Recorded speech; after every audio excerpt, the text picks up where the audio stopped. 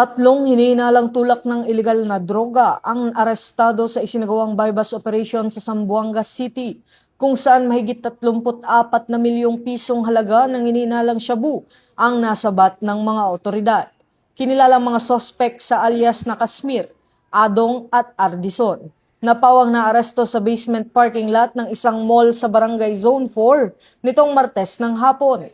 Nakumpiska mula sa mga sospek ang 5 kilo ng hinihinalang shabu na nakabalot sa vacuum-sealed plastic bags na may markang 666, bypass money, pick-up truck at iba pang ebidensya. Patuloy rin ang masusing investigasyon upang matukoy ang lawak ng operasyon ng mga sospek at posibleng koneksyon nila sa iba pang grupo na sangkot sa ilegal na droga. Mula rito sa PNP National Headquarters, ako ang inyong PNN correspondent, Patrolman Don Brosas, alagad ng batas, tagataguyod ng Balitang Pulis.